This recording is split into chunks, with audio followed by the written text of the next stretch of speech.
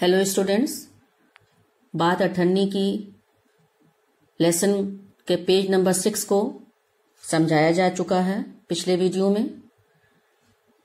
इसके 2 एक्सट्रैक्ट को भी कराया गया है। आज तीसरा एक्सट्रैक्ट कराएंगे। उसकी लाइन है, कोई बात नहीं है तो खाओ सौगन। इसको नोट कर लीजिए।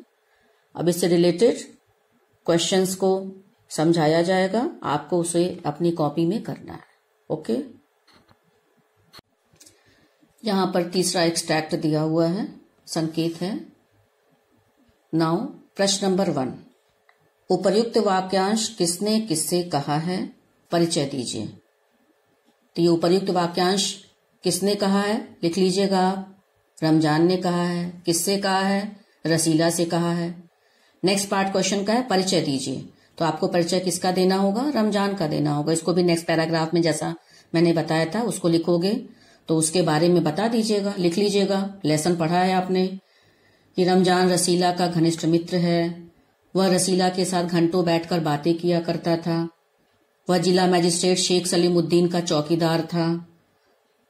इसके अलावा ये भी लिख दीजिएगा कि वह गरीब होते हुए भी नेक दिल था। उसने अपनी नेक दिली कैसे दिखाई थी, इसको भी लिख लीजिएगा कि उसने रसीला को जरूरत के समय अपने पैसे भी दिए थे और बिना किसी चिंता के कि रसीला उन्हें लौटा पाएगा कि नहीं, यह उसकी नेक दिली का परिणाम था। तो ये सारी चीजें उसको लिख लीजिएगा। प्रश्न नंबर 2, वक्ता ने उपर्युक्त वाक्यांश किस संदर्भ में कहा? तो वक्ता कौन है? रमजान है। उपर्युक्त वाक्यांश किस संदर्भ में कहा? आखिर ऐसा क्या हुआ था? तो उसमें आपके बुक में लिखा हुआ है कि एक दिन जब रसीला और रमजान दोनों बैठे बातें कर रहे थे, तब रमजान ने रसीला को उदास देखा। उसकी उदासी का कारण पूछा, परंतु रसीला अपनी उदासी को छिपा रहा था।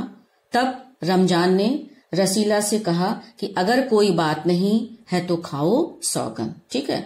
तब रमजान की यह बात सुनकर रसीला ने उसको अपनी सारी बातें बता दी। क्लियर हो गया। प्रश्न नंबर 3, श्रोता ने वक्ता को कौन सी समस्या बताई? अपनी उदासी का क्या कारण बताया? तो श्रोता यहाँ कौन है? रसीला है। वक्ता यहाँ कौन है? रमजान है। तो मैंने कहा था ना, जब ऐसे प्रश्न आते हैं तो आपको उसका नाम लिखना होगा। तो श्रोता अर्थात रसीला ने वक्ता अर्थात रमजान को कौन सी समस्या बताई? क्या बताया? क्या है आपके लेसन में? वही लिख लीजिएगा कि जब उसके घर से खत आया कि उसके बच्चे बीमार हैं और उसके इलाज के लिए पैसे नहीं थे, ये उसकी समस्या है। ठीक है, ये लिख लोगे। क्वेश्चन का सेकंड पार्ट, अपनी उदासी का क्या कारण बताया? जब अपने बच्चे की बीमारी के बारे में उसने सुना, उसके पास इलाज के लिए पैसे नहीं थे, तो तब अपने वह मालिक के पास जाता है और मालिक को बताकर कुछ रुपए उसने मांगे, तो उसके मालिक ने उसे मना कर दिया था, जिसकी वजह से वह उदास हो गया था, दुखी हो गया था कि वह अपने घर क्या भेजेगा। ठीक है, तो ये सारी बातें उसकी उदासी का कारण है। क्लियर हो गया होगा। प्रश्न नंबर 4, वक्ता ने उसे उस समस्या का क्या हल बताया? तो यहाँ वक्ता रमजान है, उसे अर्थात रसीला। रमजान ने रसीला की समस्या का क्या हल बताया? तो जब रमजान ने अपने मित्र रसीला की समस्या को सुना, तब उसने उसकी समस्या का हल बताया कि अगर उसके पास पैसे नहीं हैं तो उसे अपने मालिक से कुछ पेशगी मांग लेनी चाहिए। यह सुनकर रसीला ने रमजान से बताया कि उसने अपने मालिक से पेशगी मांगी थी, परंतु उन्होंने देने से साफ मना कर दिया। ठीक है, ये भी लिख लीजिएगा कि यह सुनकर रमजान अपनी कोठरी में गया और कुछ रुपए लाकर उसने अपने मित्र रसीला के हाथ हथेली पर रख दिया। क्लियर हो गया।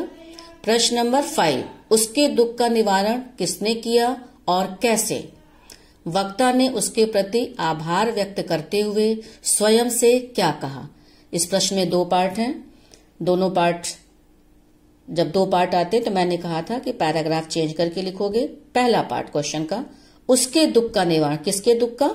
रसीला के दुख का निवारण किसने किया? उसके घनिष्ठ मित्र रमजान ने किया। कैसे किया? जब रमजान को अपने मित्र की उदासी का कारण पता चला तो वह तुरंत कोठरी में चला गया और थोड़ी देर बाद उसने कुछ रुपए लाकर अपने मित्र की हथेली पर रख दी। इस प्रकार उसके दुख का निवारण उसके मित्र ने किया। ठीक है। सेकंड पार्ट प्रश्न का, वक्ता ने उसके प्रति आभार व्यक्त करते हुए स्वयं से क्या कहा? वक्ता अर्थात रसीला। रसीला ने उसके प्रति आभार व्यक्त करते हुए स्वयं सोचने लगा। आपके पेज नंबर 6 में लास्ट पैराग्राफ में दिया है, लिख लीजिएगा अपने शब्दों में कि बाबू साहब की उसने इतने वर्षों तक सेवा की थी, पर दुख में उन्होंने साथ नहीं दिया। लेकिन रमजान जो इतना गरीब है, उसके पास पैसा नहीं है, उसने उसकी मदद की। वह आदमी नहीं देवता है, ईश्वर उसका भला करे। ठीक है।